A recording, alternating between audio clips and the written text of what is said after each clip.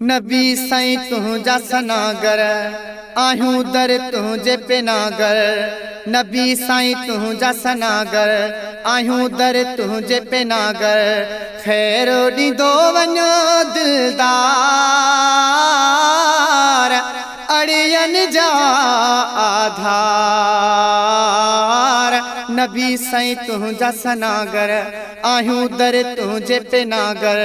ख़ैर ॾींदो वञो दिलदार अड़ियनि जा आधार।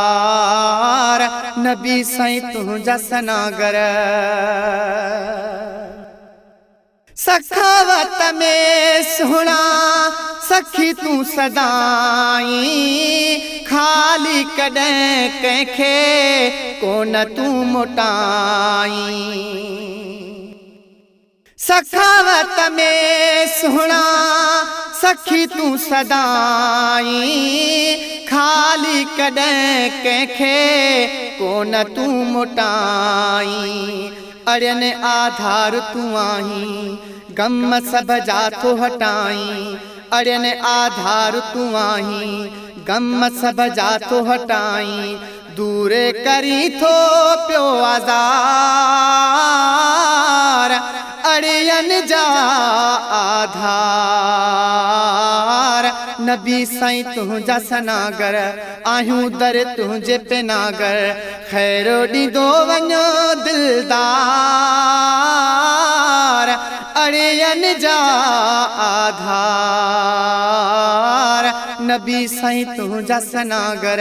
गुलशन सूमरो।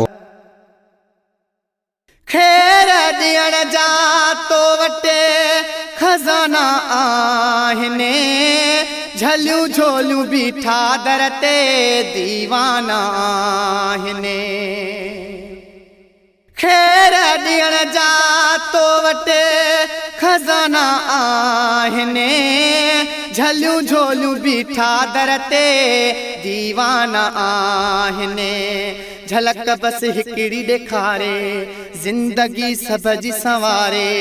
झलक बस हिकिड़ी ॾेखारे ज़िंदगी सभ जी संवारे। कुर्ब क्यों को कुर्बदार अड़ियनि जा आधार।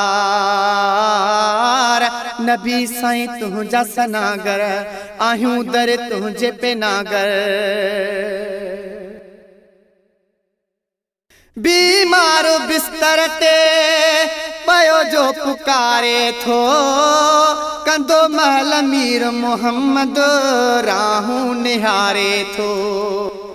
बीमार बिस्तर ते पयो जो पुकारे थो, कंदो महल मीर मोहम्मद राहूं निहारे थो। ईंदो पिरी दिल थी बोलाए करम जो पेर को पाए। ईंदो पिरी दिल थी बोलाए करम जो पेर को पाए। शफात कर तूं शफादार अड़ियनि जा आधार। नबी साईं तुंहिंजा सनागर आहियूं दर तुंहिंजे पेनागर। ख़ैर ॾींदो वञो दिलदार अड़ियनि जा आधार।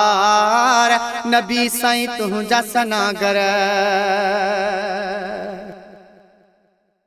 मालिक जो फरमायो मुंहिंजो जो हबीबा, दुनिया में तैं जहिड़ो किथे न तबीबा।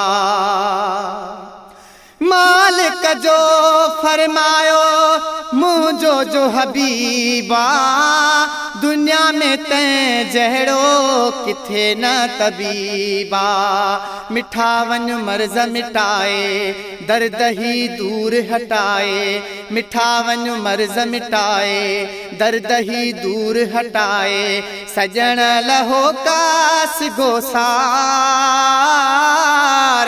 अड़ियनि जा आधार।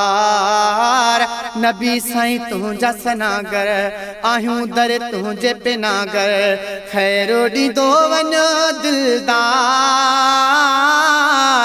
अड़ियनि जा आधार नबी साईं तुंहिंजा सनागर जुल्फकार सोलंगी खतावार वाहे बदकार बेकार गुनहगार वाहे जुल्फकार सोलंगी खतावार वाहे बदकार बेकार गुनहगार वाहे मुहाबे रब जे साईं अज़ाबन खां तू बचाई मुहाबे रब जे साईं अज़ाबन खां तू बचाई मेहर करे काम ठार अड़ियनि जा आधार नबी साईं तुंहिंजा सनागर आहियूं दर तुंहिंजे पिनागर नबी साईं तुंहिंजा सनागर आहियूं दर तुंहिंजे पिनागर खैरो ॾींदो वञो दिलदार अड़ियनि जा आधार नबी साईं तुंहिंजा सनागर